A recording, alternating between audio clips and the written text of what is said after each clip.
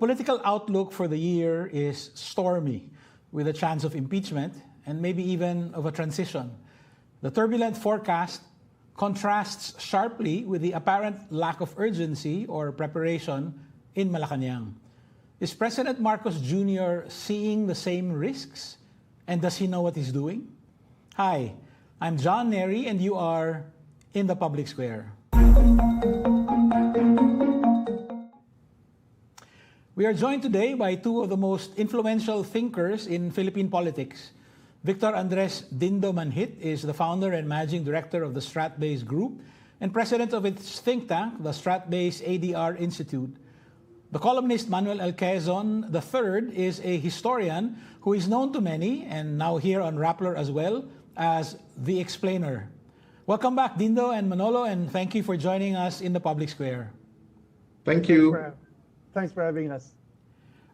Before we ask if the president knows what he's doing in this time of gathering political turbulence, maybe we should ask first, what is it that the president should be doing? I'll start with Dindo and then Manolo. Thanks for that question, John. Quite clear what the public wants, and I've always believed a president should at least listen to the public or to the voters that elected him. And key to that is really there are economic challenges that our people continue to face. Affordability of basic goods is key, and related to that are livelihood, income, jobs. So there should be interventions, initiatives, partnerships, even with the private sector, both local and foreign, to address this issue. But on one hand, also, in the last SONA, he raised the issue of corruption. Mm-hmm. We applauded him, and he committed to make people accountable. And that's what the public is waiting for. And the people are angry given all the evidences that came out, and hoping that the president might be delayed, better late than never, but can use the early part of this year to really make people accountable. Panagutin yung may kasalanan. Manolo, would you share the same reading? What is it in your view that the president should be doing? Well, the president has two things to bear in mind. The first, of course, are his own goals. And I've always believed that the president's goals were threefold. The first was to overcome the verdict of history that was delivered in 1986. And the way he did that was through election. So that's check off that list. The second, of course, is to eliminate the cases that have been hounding them since 1986. And you could say that he's about halfway or three-fourths of the way through. The third is to leave office with the comfort and knowledge that the new president will be a friendly one. Not necessarily one he installed, but one who will not go after him and restart the cycle that began in 1986. That is the real question and the real political game, ball game moving forward. Now, what do the public want? The public has been very clear, as Dindo said, that the public wants punishment. It's very angry and it's very upset, but it only wants the rats to be caught without burning down the whole barn. That gives the president some breathing room, but not a lot. And it gives everyone else sort of a limit on what is acceptable behavior. Thank you. Dindo brought up some macro conditions or factors involving the economy, affordability issues, even geopolitical issues. But I want to zero in for the moment on Manolo's third question. I agree with Manolo that simply by being the president of the Philippines, Marcos Jr. has rehabilitated his father's name. Now he's just any other president, not a dictator. But the third question is, will he leave a friendly precedent when he departs Malacañang? Dindo, what is your take on this? Let's talk specifically about what the president needs to do so that he won't end up in jail.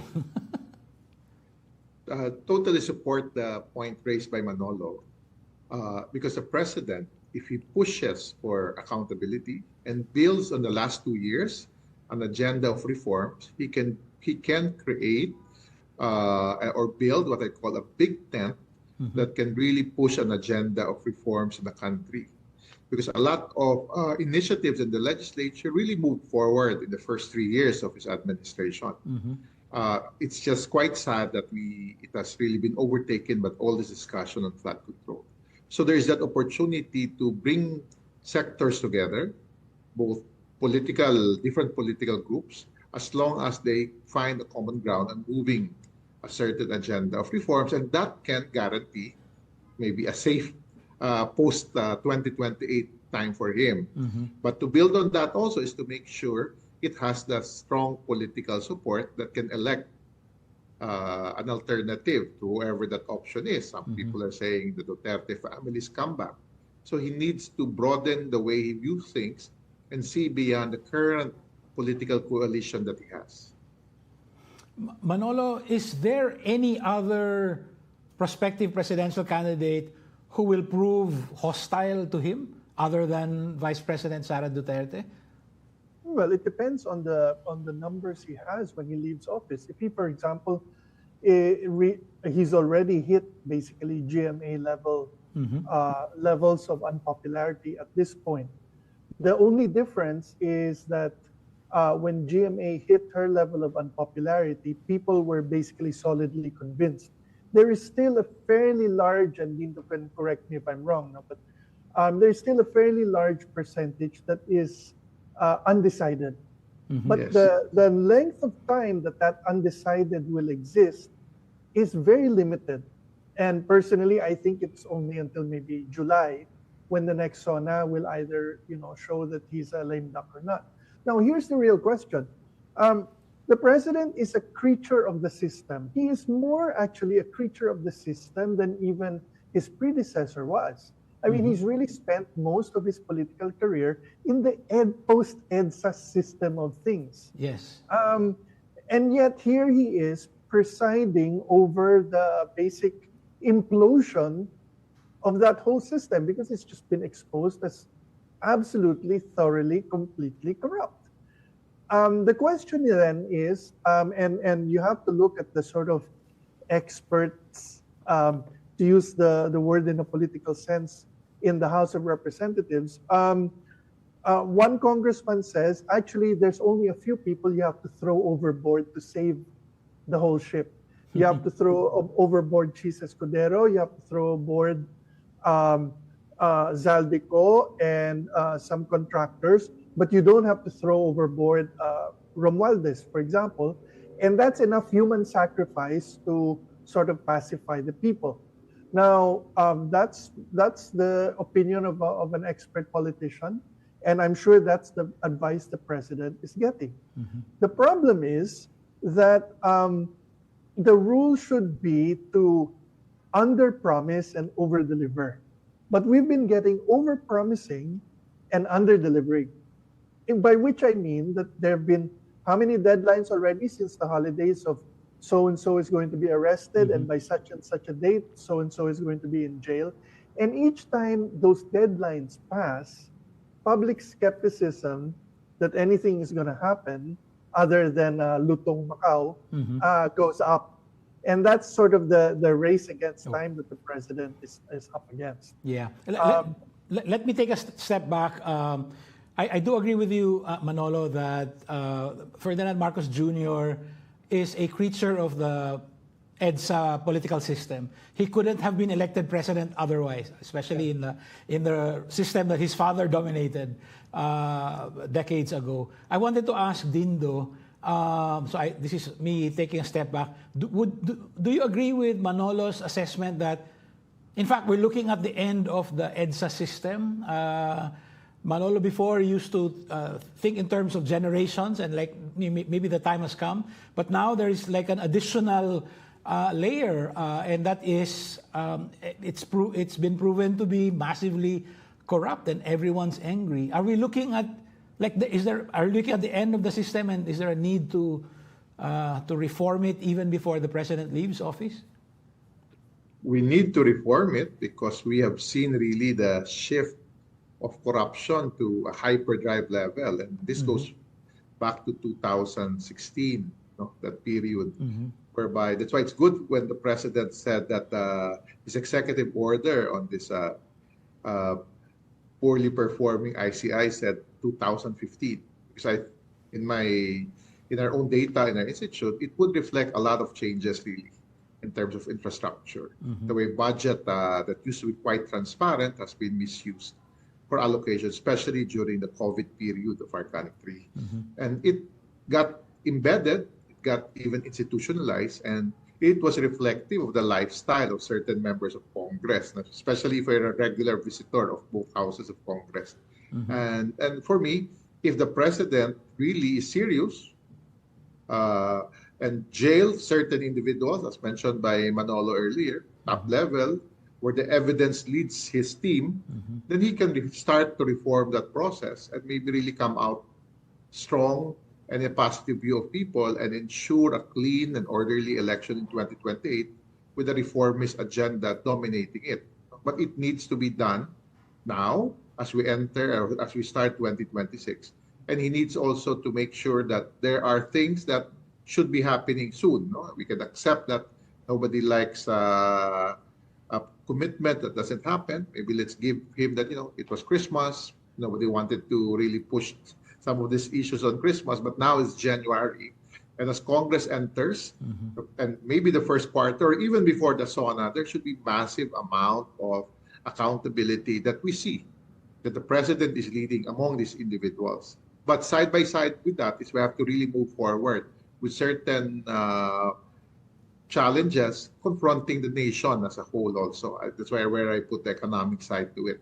Because it's reflected that it's really more concerned than the corruption issue, the day-to-day challenges of our people. And it's as simple as affordability of life that the president was not being blamed for in his first 2 years until it became very political. When he went into the constitutional reform, suddenly the public said, ay, nag-extend lang siguro to ng office, di ba? Or suddenly, before he was not being blamed for the hardship of life. But when the people saw that, are you for our interest or not? So he needs to get the trust again. And he inched upper in 1 quarter from May to June. No? And simple interventions on certain affordability of certain goods for our country. Government interventions that is allowed by our budget system. But suddenly he went back to being very political. And in the political side, it's good that we're talking about corruption. It's on top of mind of people. 9 out of 10 want something to happen on that. But something needs to happen in terms of panagutin or accountability.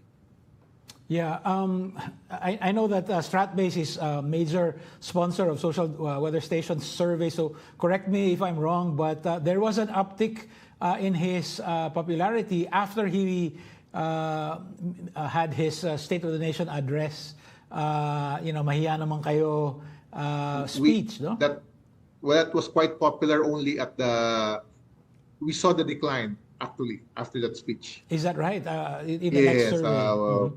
Yeah, what we saw an uptick was actually recovering right at the tail end of the campaign, but not enough of the midterms to fundamentally change the results of the campaign. And then at the end of the campaign, when the verdict came in and he tried to reclaim the moment by going on the offensive, it did not pay off, and we've seen a slide down ever since. So this brings me back to Manolo's point also about over-promising and under-delivering. Yes. Maybe that's part of the reason why the ratings are going down.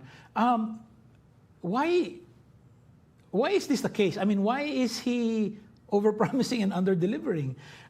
Is it really he doesn't want to make the necessary decisions? Is he placing all his eggs in the Remulla basket? Or what is preventing him from, for instance,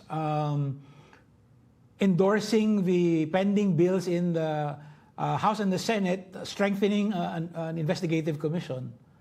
There's that famous story of the king who was told he was all powerful and so brought everyone to the shoreline and commanded the sea to retreat, and instead the tide came in, and then he said, go. So I think when you're a student and a victim of power the way he has been, I've always found this very interesting. All of us here are old enough to remember that in 1986, Bongbong Marcos was considered one of the hotheads around his father as the regime was collapsing.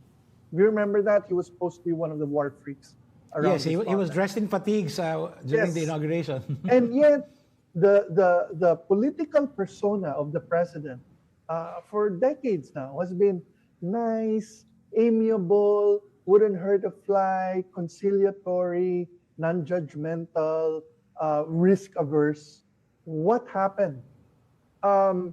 The closest I've gotten from people who know him is that he spent an intensive amount of time as his father was dying, being schooled in political, everything political. And so therefore, one can assume that one lesson of EDSA was, be careful what you order. Because if the orders aren't followed, you're sunk. And that could be a lingering fear. But even if that weren't the case, the president is in a sense a victim of his own political persona. So were he to really go aggressively, the way everyone seems to want him to, against those who should be locked up, it could trigger all the other groups that now are softly pro-Marcos, even though it kind of freaks them out that they are, and by which I mean the reformist middle and other groups that sort of have come to terms that this guy is not his father. So there's that aspect of it.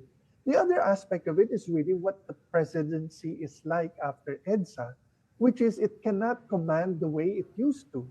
That, the story of all our presidents since 1986 has been that they can wield all the power to put people in, but once you're in the Supreme Court, or once you're the ombudsman, or once you're whatever, you may not take the dictation of Malacañang the way you used to.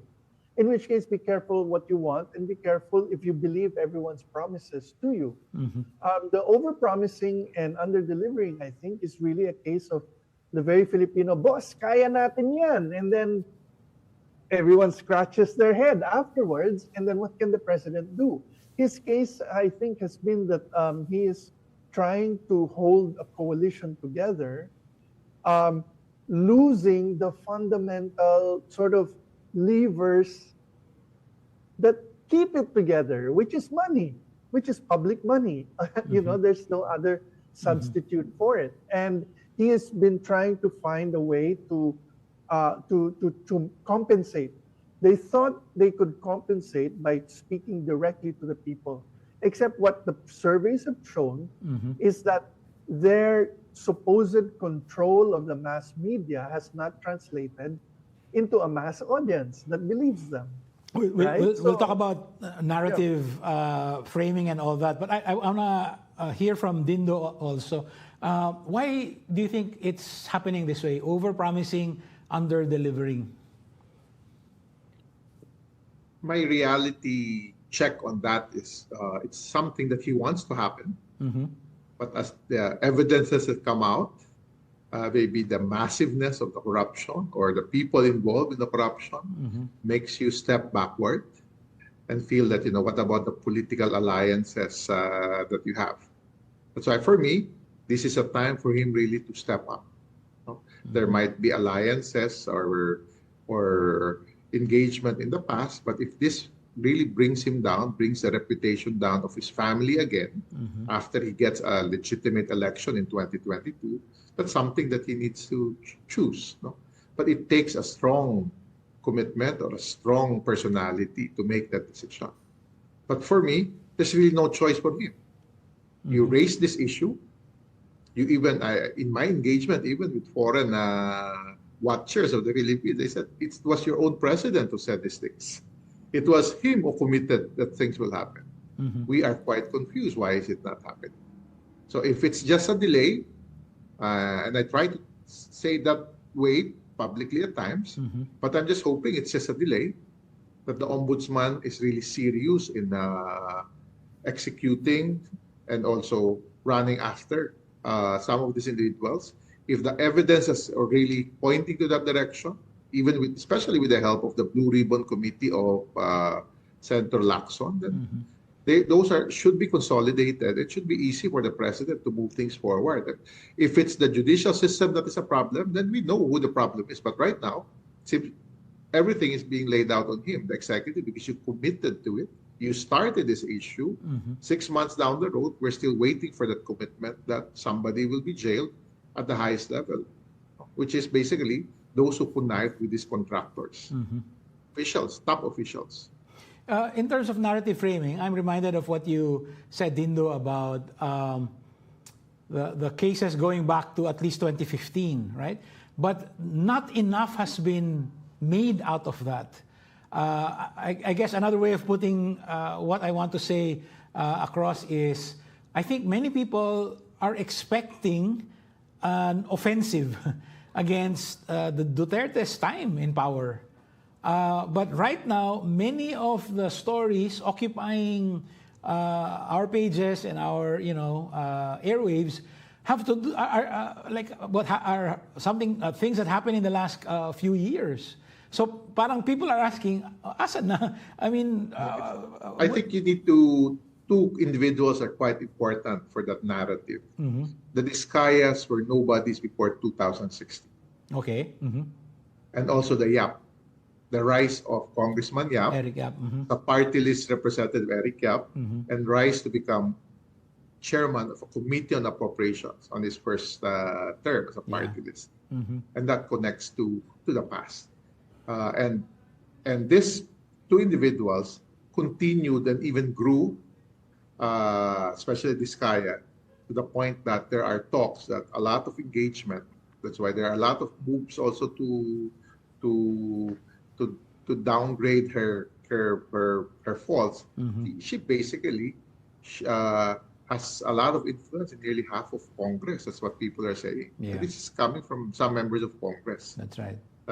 So they need to look at that. But of course, for us, we're looking for that big fish, a speaker, a Senate president.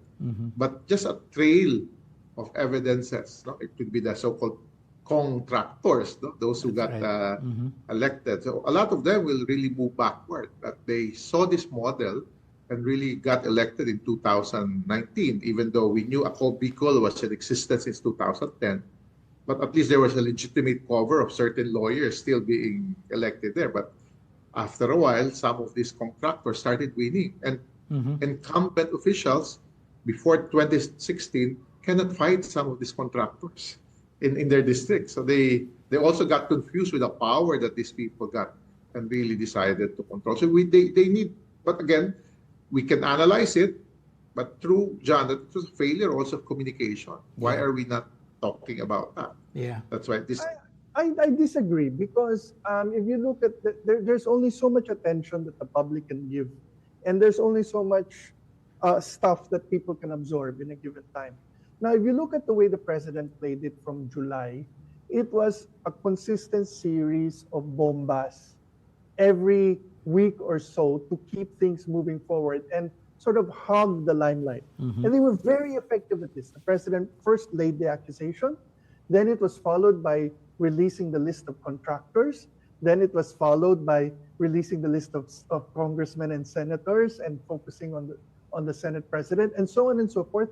To this day, practically every week, something will come out that, in a sense, fleshes out the story. Now, as we've all been discussing, the missing element there is there's all this stuff coming together and no one being picked up.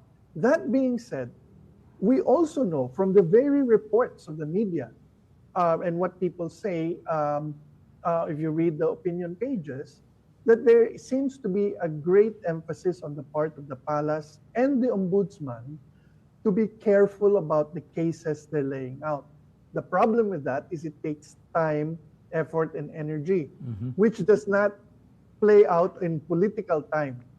So that's why they have to keep things moving forward, in a sense, as a constant excitement, which puts all your enemies on the defensive while you're slowly, painstakingly putting together the case and then finding the way to arrest these people.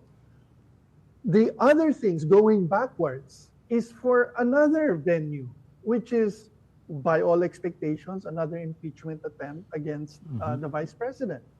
In which case, that will require its own set of bomba and then its own set of exposés that will come out as the Committee on Justice conducts its hearings. So in that sense, you can foresee and expect and understand the way it's been playing out. But again, as we've all been seeing, it's that lack of fulfillment, that lack of anything actually coming to a conclusion that is beginning to undermine this carefully orchestrated effort. Yeah, what businessmen and marketing distributors call order fulfillment, no? Yes. Customer service is fielding all these angry calls because of what's not happening. Before I leave the question or framework of narrative, one more question about that. That may well be true, Manolo, what you said, right? So, bombas after bombas, they've been doing this and so on. And yet, I think, correct me if I'm wrong, but I think the reality is that very few people are talking about Sara Duterte's impeachable offenses anymore. Very few people are, in fact, talking about Jesus Escudero. Or Joel Villanueva. So, maybe it's possible that some people are asking, asan na yung ammo for these, no? Dindo or Manolo, your take on that? No, well, I mean, the problem is it keeps coming back to them. Just this whole question of whether Alcantara was recanting or not. Yeah. Starts with Joel Villanueva ultimately. So it shows you that the guy is on the ropes. But it also, as you said, it also feeds the cynicism and the belief that this isn't going to lead anywhere. Because, for example, the more that, as you said, Jesus Escudero recedes from the limelight, the more that there is an assumption that there's a deal that was done in the back room. So, of course, that's why, as Dindo himself said, it will really depend when the Blue Ribbon Committee reconvenes, because now is when they have to start stitching together the things that are necessary to make the case in the court of public opinion. Dindo, is the Duterte alternative information infrastructure just too strong, too savvy also? It is too strong, and that's where I feel the government is lacking, or the allies of the president is lacking, because we know what are in the headlines. But when it reaches the social media, which is the strength of the Dutertes, that's where the narratives fall. Especially at this time that our data reflected that at the end, the 2025 election, we saw how social media actually shaped the result of the national election, and it reflected also post-election into the most important source within the margin of error, tie with television. But the problem with television, it's basically what I call a shotgun news, right? But with social media, it's a targeted one that might influence you more than television. Yeah. So that's where the government is really lacking, or that's where the Duterte has really moved the narrative away from them. Like, for example, last December, a group of civil society and some religious priests, Catholic priests, filed a case in the Ombudsman. The natural evolution of that is that should have been a topic the next few weeks. But it was a one-day news, and it did not even reflect in social media.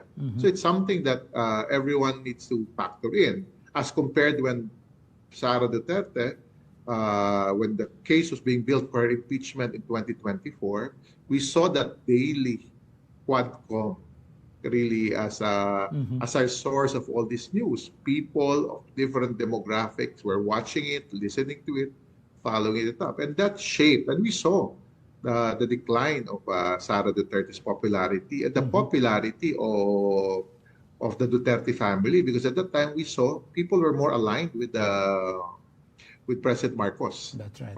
But now it went, the support base for the Dutertes went back to in the 30s where they consistently are, but it did not translate back to the president. It went to the undecided, which Manolo spoke of earlier. So that undecided needs to be the target of any reform initiative that can also be led by the president and as I've said, the broader coalition that he can make. And but that needs to be not in mainstream media only. It can be the content, but the discussions, the amplification, the targeting has to be in social media, because that's where we feel, and it's quite sad, our data analytics showed us also that it's being triggered by Twitter.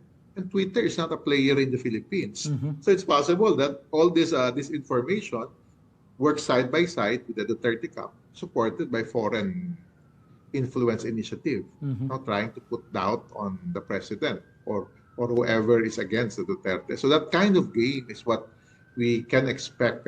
We saw that because we tracked it for 2 seasons last year. One was the arrest of the president, and we tracked it for the next 3-4 weeks. No? We saw how Twitter is shaping the narrative because it will be amplified by groups.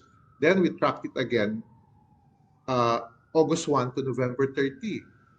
The 2 big rallies of the September 21 and November 30 did not matter to the public.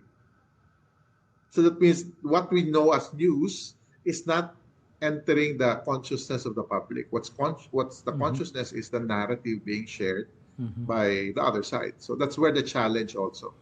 The narrative and the way to push it now in this modern age of communicating to the general public in the Philippines. You know, we can spend the entire time just talking about narrative capacity and narrative framing. One last quick question about narrative for Manolo, and then we'll move on to other topics. Manolo, you served as Undersecretary of Presidential Communications. No? I mean, President Aquino referred to you as gravitas. I have a question about the government media infrastructure, which is considerable. It is absolutely useless. It is absolutely completely useless. And So remember, we did a tracking of the height of public audience for the TV network, and it had a maximum audience of about 50,000 people on the day that you would have the drawing for the lotto. That's peak audience for PTV4. Oh, wow. And that's the same for all the rest. I would abolish all government media.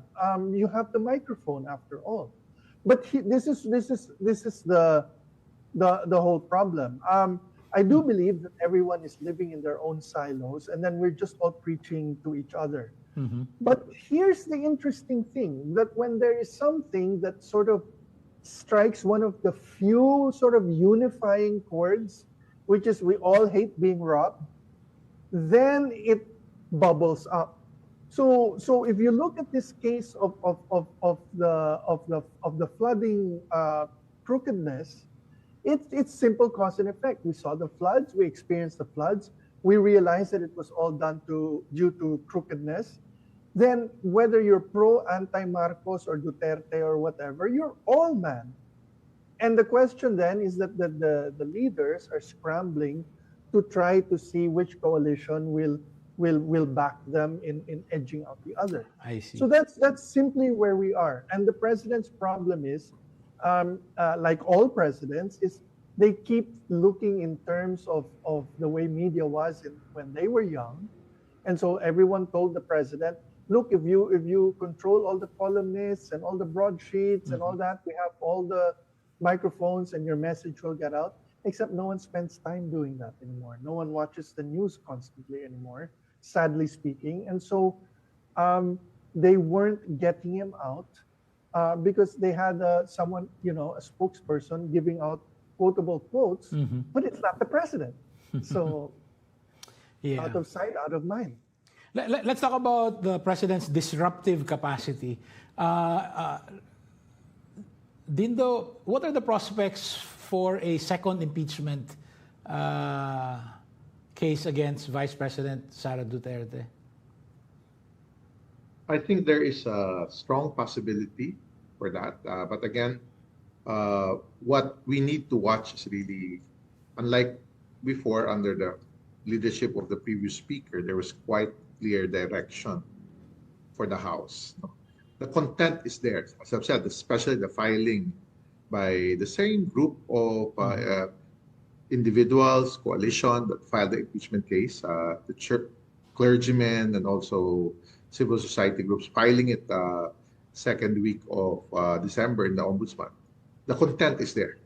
No? That means the challenge now is, will the leadership of the House put effort and action? Because a lot of these cases were built on investigations of the House. So there's, again, enough content. But they might wait for signals from the President. In the Senate, it's quite clear that Senate President Soto would like to approach it differently. He doesn't like to be caught trying to manage a situation like former Senate President Escudero. That's why his statement yesterday was, for me, a signal either to civil society or to the House that, if you want to bring it here, we're ready to take over this issue. And then it's good to remember that Soto was the majority floor leader in our last big impeachment of then Chief Justice Corona. So he knew the rules. And he was against the impeachment initially. But he said at the time, I remember, evidence says is enough to convict. That's where majority voted. So the Senate will be in a different environment. So now the House is where the challenge is.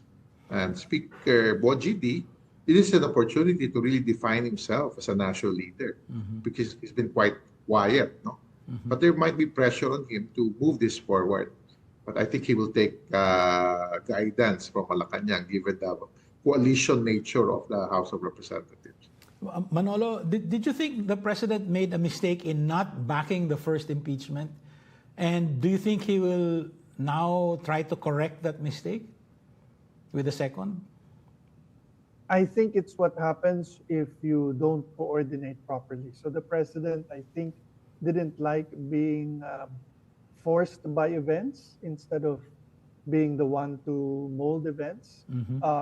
By all accounts, he preferred a different method to settle that question of the Vice President.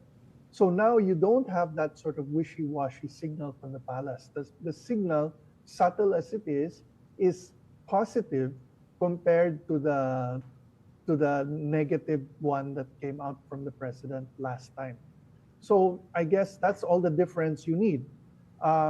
There's enough, I think, sort of a combined interest by different groups to converge on this task.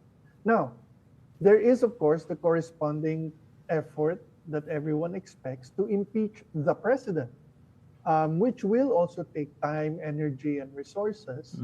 But the sooner, let's say if they pin this to Chavit Singson or something like that, then it withers on the vine very fast, because it doesn't have either the blessing of the Dutertes outright or anything more than sour grapes behind it. So I think that's where we are. Okay.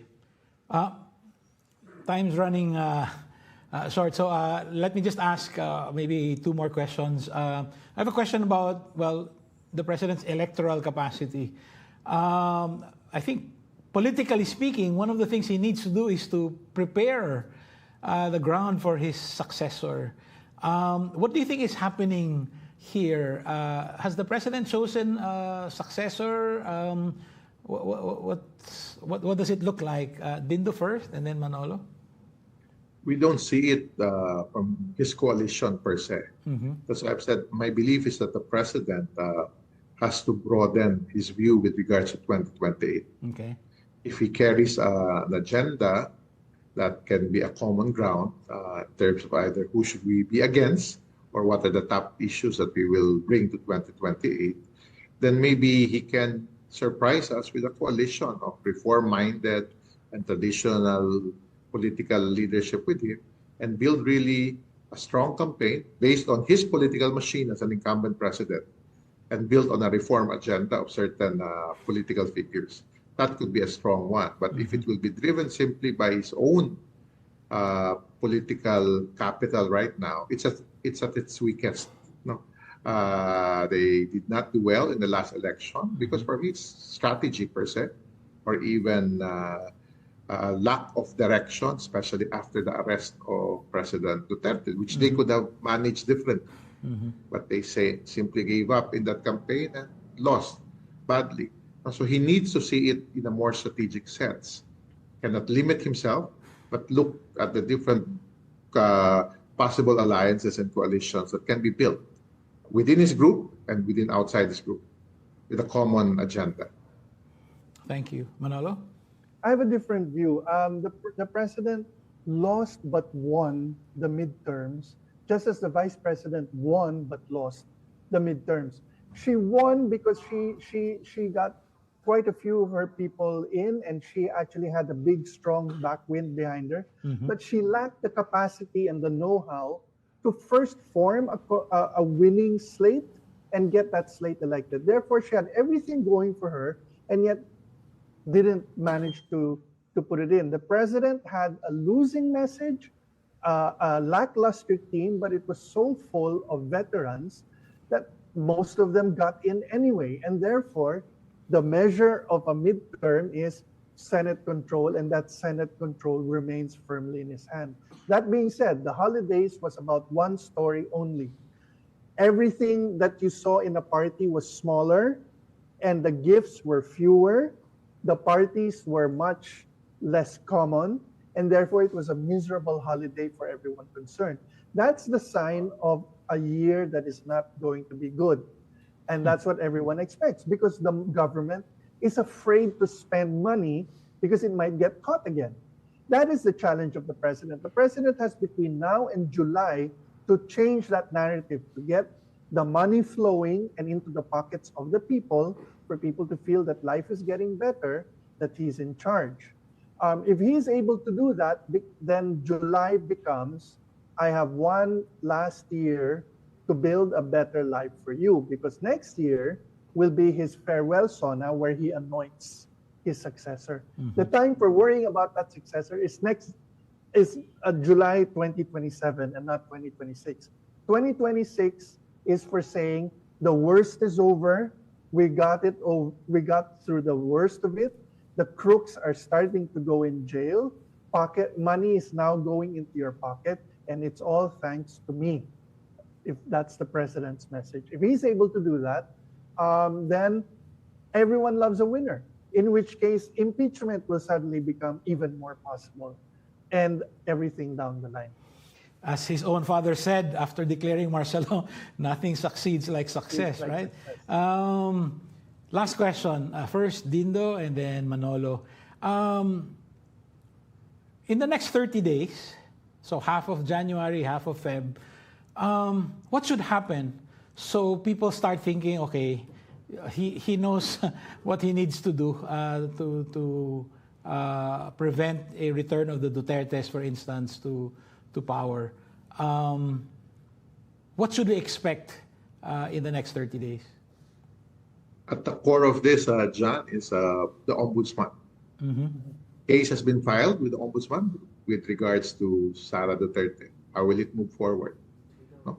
On one hand, also, for the president to really control and set the agenda for 2026 is what can he do with this promise? Again, it's with the ombudsman and the filing of cases.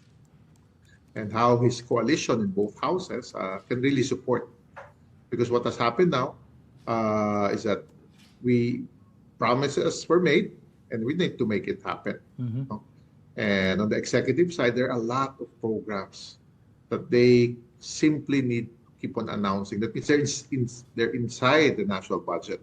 A lot of them were used after the election. That's why that's for us. It was the reason why he went up by 10%. He suddenly woke up that it can be done. So they go back to that basic governance initiative. Don't be afraid to spend, especially if there are enough protection from leakages or misuse. But it's a newly approved budget, executed. But side by side, governance, pananagutan needs to happen because that's what the public wants. And the Ombudsman, the Department of Justice is key to this. Thank you. Manolo? Well, I would totally agree. It's better late than never. There will have to be some significant arrests. And projects will have to start moving so that particularly in the provinces, people see action taking place in terms of building and spending by the government. More than that, there is a cloud that's going to settle over Malacañang as we head into February. First of all, there's the psychological cloud that everyone's bonuses is used up by then, and so everyone is in a bad mood by February. Why do you think people power happens then? There's that, and also the 40th anniversary of EDSA will just be a constant nagging reminder to opportunists and true believers both that what do you say about this Marcos administration that is any different from the old Marcos administration? And that can just have a way of spilling over. The president could suddenly lose his nerve and start making one mistake after another, or he can pull a rabbit out of his hat and surprise everyone. So far, his biggest strength has been he's underestimated by everyone. And so will his luck run out? That's the ultimate question in politics. This has been an illuminating conversation. Columnist and historian Manuel L, Stratbase founder and agenda setter Dindo Manhit. Thank you both very much. Thank you.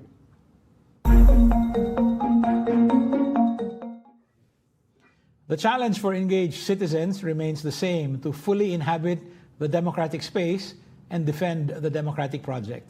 Please download the Rappler Communities app and join the chat room of your choice. And if you haven't yet, subscribe to Rappler Plus. Thank you. This is John Nery. See you in the public square.